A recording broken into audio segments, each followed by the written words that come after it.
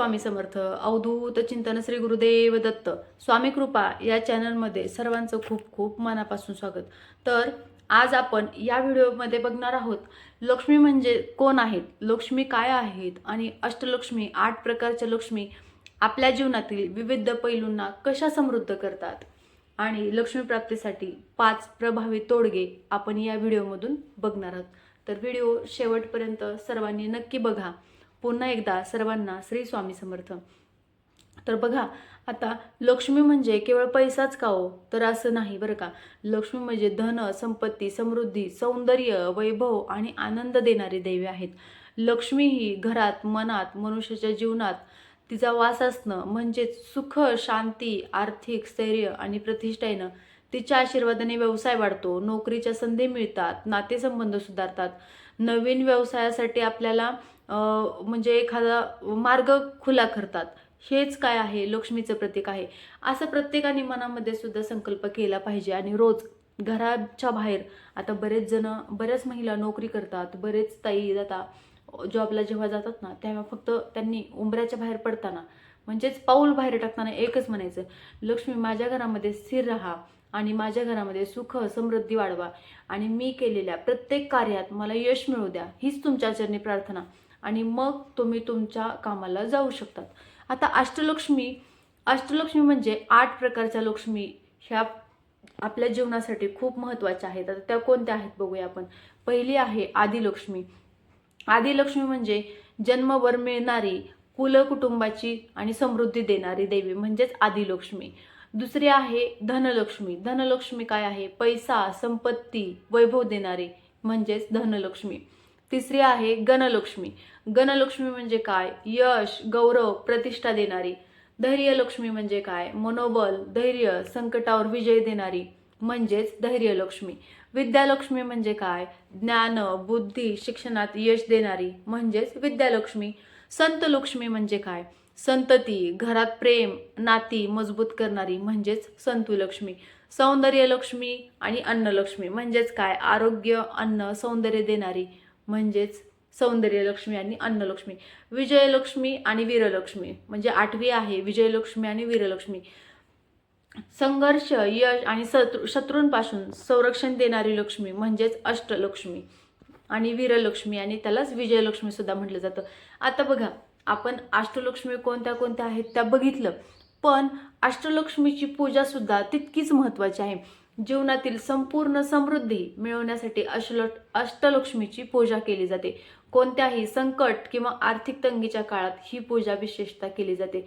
घरामध्ये नित्य दिवा, तांदूळ, दूध, साखर, गुलाब, कमळाची पूजा म्हणजे ह्या सर्व गोष्टी घेऊन आपण जेव्हा लक्ष्मीचं दर्शन करत असतो किंवा दर्शन करत असताना आपण देवीला दूध साखरेचा नैवेद्य, गुलाब किंवा कमळाचं फूल, घरामध्ये नित्य 2 टाइम दिवा किंवा अखंड दीप चालू असतो बघा प्रत्येकाच्या घरामध्ये. आता सहसा सगळेजण अखंड दीप लावत असतात. यामुळे सुद्धा घरामध्ये लक्ष्मी टिकून राहते. आणि ह्या सर्व अष्टलक्ष्मींचा एक लोकप्रिय मंत्र जर बघायला गेलं तर मी तुम्हाला हा प्रभावी मंत्र सांगेल. तुम्ही दिवसभर सकाळी घराच्या बाहेर पडताना सुद्धा तुम्ही हा 11 वेळा म्हणा आणि तुम्ही संध्याकाळी सुद्धा दिवा लागणीच्या टायमिंगला हा 11 वेळा म्हणा. बघा, नक्कीच तुमच्या सुद्धा घरामध्ये लक्ष्मी येण्याचे मार्ग नवीन खुले होतात किंवा नवीन बिझनेस स्टार्ट करण्याच्या सुद्धा संधी तुम्हाला उपलब्ध होतात. तर हा मंत्र आहे, ओम श्री महालक्ष्मीचे विद्महे विष्णू पत्नीच्या धीमहि तन्नो लक्ष्मी प्रचोदयात. हा मंत्र खूप महत्त्वाचा आणि खूप प्रभावी मंत्र आहे. तुम्ही रोज या मंत्राचा 11 वेळा जप करा. बघा, तुम्हाला नक्कीच याचा अनुभव आल्याशिवाय राहणार नाही. आणि अजून एक बरं का, आपण ह्या सगळ्या सेवा केल्या म्हणजेच झालं का, तर नाही, मेहनतीला पर्याय नाही. याबरोबरच आपली चिकाटी, जिद्द, मेहनत सुद्धा तितकीच महत्त्वाची आहे. आणि ज्यावेळेस आपण मेहनत करत असतो, प्रामाणिकपणाने मेहनत करत असतो, त्यावेळेस अध्यात्माची जर त्याला जोड असेल ना, तर प्रत्येक गोष्टीमध्ये यश मिळाल्याशिवाय राहणार नाही. हा माझा स्वतःचा अनुभव आहे. तुम्ही सुद्धा ज्यावेळेस मेहनत करताय ना, त्याबरोबर ह्या अध्यात्माच्या गोष्टी सुद्धा खूप महत्त्वाच्या आहेत बरं का. तुम्ही ह्या सुद्धा गोष्टी करा. बघा, नुसतंच कष्ट करतो, पैसा येतो, आलेला पैसा टिकत नाही. आज पैसे आले, उद्या ते कशासाठी तरी पैसे गेलेले असतात.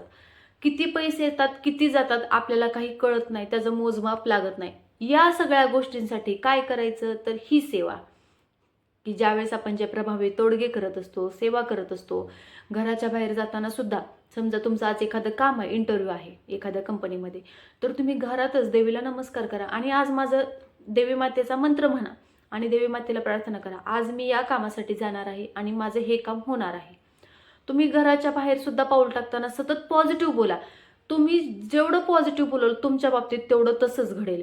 आणि ज्या वेळेस तुम्ही स्वतः पॉझिटिव्ह बोलत असता त्या पॉझिटिव्ह व्हाइब्स तुमच्यासोबत असतात, बरोबर. ज्या वेळेस तुम्ही पॉझिटिव्ह बोलत असतात त्या पॉझिटिव्ह व्हाइब तुमच्यासोबतच असतात. त्यामुळं तुमचं जे काम आहे ना, तुम्ही आता ज्या कामासाठी बाहेर पडणार आहेत, जे तुमचं काम आहे त्यासाठी नक्कीच तुम्हाला त्या पॉझिटिव्ह व्हाइब मदत करणार आहेत.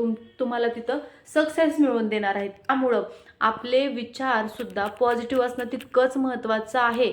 घरात सुद्धा तुम्ही कुठलीही गोष्ट निगेटिव्ह बोलायची नाही. समजा तुम्हाला राग आला, मनामध्ये सगळा राग शांत करा, शांत करा. स्वामी समर्थांचा चेहरा समोर आणा आणि शांत करा. स्वामींना सांगा, स्वामी मला खूप चिडचिड होते, राग येते मला, पण मला वाईट बोलायचं नाही. बघा नक्कीच तुम्हाला, मी सुद्धा असंच करते. मला खूप राग आला ना, मी डोळे बंद करते, स्वामींचा चेहरा समोर आणते. स्वामी मला नाही वाईट बोलायचं, मला नाही वाईट बोलायचं, मला नाही निगेटिव्ह बोलायचं. माझ्यासोबत सगळ्या गोष्टी चांगल्याच घडतील आणि चांगलंच होणार आहे. तुम्ही सतत असं म्हणत राहा. बघा तुम्हाला सुद्धा एक 8 दिवसामध्ये तुम्हाला तुमच्या आयुष्यामध्ये फरक जाणवेल. ह्या गोष्टी खूप महत्त्वाच्या आहेत बरं का, नक्की करून बघा. तर बघा व्हिडिओ खूप मोठा होईल हे बाकीच्या गोष्टी बोलत बसल्याच्या नंतर. आता लक्ष्मी प्राप्तीसाठी जे 5 महत्त्वाचे उपाय आहेत ना ते आपण बघूया. ज्या वेळेस आपण लक्ष्मी प्राप्तीसाठी साधना वगैरे करत असतो ना, त्यावेळेस मनातून भाव सुद्धा तितकाच महत्त्वाचा आहे. आता दिवा अगरबत्ती शुद्ध मनानं लावणं. आता बघा सकाळी किंवा संध्याकाळी एक वेळा तरी तुपाचा दिवा तुम्ही तुळशीपाशी किंवा तुमच्या घरात देवीसमोर तुम्ही लावलाच पाहिजे. तुमच्या घरातलं जो देवघर आहे देवघरासमोर तुपाचा दिवा तुम्ही लावलाच पाहिजे. मग तुम्ही सकाळी लावा किंवा तुम्ही तो संध्याकाळी सुद्धा लावू शकतात. मग सकाळी तुम्ही आणि संध्याकाळी सुद्धा हा खूप महत्त्वाचा उपाय आहे बरं का. ज्यावेळेस तुम्ही संध्याकाळी दिवाबत्ती करत असताना त्यावेळेस संध्याकाळी तुळशीपाशी तुपाचा दिवा लावलाच गेला पाहिजे. आता ज्यांना शक्य नाही त्यांनी तेलाचा पण लावू शकतात बरं, असं नाही तुपाचाच लावा. पण लक्ष्मी प्राप्ती आणि असं म्हटलं जातं ज्या ठिकाणी तुपाचा दिवा लावला जातो ना, ज्या ठिकाणी संध्याकाळी किंवा सकाळी तुपाचा दिवा लावला जातो त्या घरात लक्ष्मी वास करते. याचा अनुभव मला मागच्या महिन्यात खूप मोठा आला. मला पण आता असं वाटायला लागलं की मी हा उपाय जर मी प्रत्येक वेळेस केला तर मला असंच यश मिळू दे. मी सुद्धा हे चालू करणार आहे बरं का, रिपीट. तुम्ही सुद्धा नक्की करून बघा. संध्याकाळी रोज तुळशीपाशी तुपाचा दिवा लावलाच गेला पाहिजे. आणि देवीला काय प्रिय आहे? सुगंधी द्रव्य, सुगंधी सुवास तिला खूप आवडतो देवीला. तर तुम्ही संध्याकाळी तुळशीपाशी अगरबत्ती किंवा धूप असेल हे सुद्धा लावायचं. या वाताने सुद्धा लक्ष्मी माता आपल्या घरामध्ये प्रवेश करतात असं म्हटलं जातं. आता आणि आपल्या दारामध्ये भरमसाठ चपला असतात. या चपला सुद्धा इतक्या ठेवायच्या नाहीत. कामापुरत्या गरजेपुरत्या चपला थोड्या ठेवायच्या. तिथली जागा सुद्धा व्यवस्थित ठेवायची. धूळ खात वगैरे पडलेल्या असं नको. घर अंगण सुद्धा स्वच्छ असणं तितकंच महत्त्वाचं आहे. शुक्रवारी विशेष लक्ष्मी मातेची पूजा. मग तुम्ही घर, आता बघा म्हणतात घर साफसफाई करायची नाही, पण गुरुवारी करायची नाही. तुम्ही शुक्रवारी करू शकता, त्यातल्या त्यात थोडंफार घरातलं साफसफाई करू शकता, घर स्वच्छ करायचं. आणि लक्ष्मी मातेच्या फोटोसमोर असेल, मूर्तीसमोर असेल तुम्हाला, तिथं सुद्धा मेन शुक्रवारी तुपाचा दिवा लावायचा आहे. त्या तुपाच्या दिवेला सुद्धा हळदी कुंकू, अक्षदा आणि एक लाल फूल व्हायचं आहे.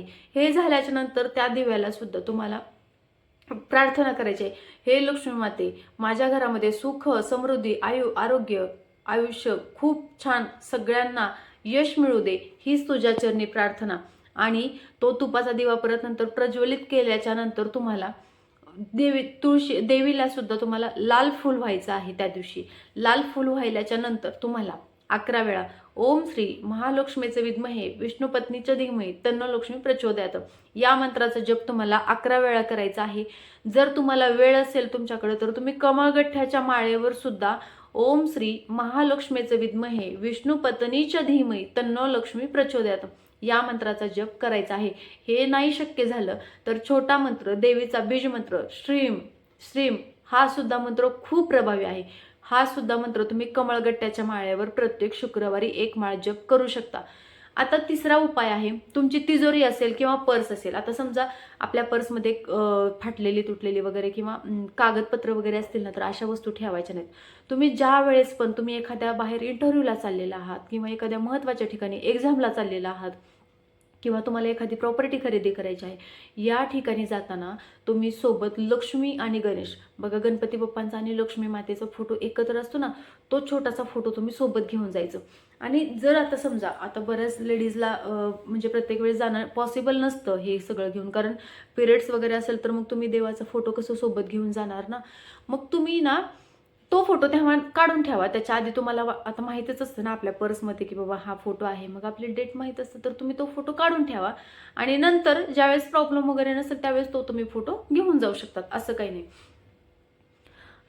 गुरुवारी आणि शुक्रवारी पिवळ्या वस्तू दान करणं किंवा पांढऱ्या वस्तू दान करणं हा सुद्धा लक्ष्मी प्राप्तीसाठी खूप छान उपाय आहे. आता गुरुवारी किंवा शुक्रवारी पिवळी फुलं किंवा पिवळ्या वस्तू किंवा पांढऱ्या वस्तू असतील, जसे की डाळ असेल, केळी असेल, तांदूळ, दूध, साखर, या वस्तू सुद्धा तुम्ही दान करायच्या गुरुवारी किंवा शुक्रवारी. आणि दिवे लागणीच्या टायमिंगला संध्याकाळी दही असेल, मीठ असेल, हे कोणालाही द्यायचं नाही. गुरुवारी किंवा शुक्रवारी तुम्ही या पांढऱ्या किंवा पिवळ्या वस्तू तुम्ही दिवसभरामध्ये दान करू शकतात. हां, आता पाचवा उपाय खूप मोठा बरं का.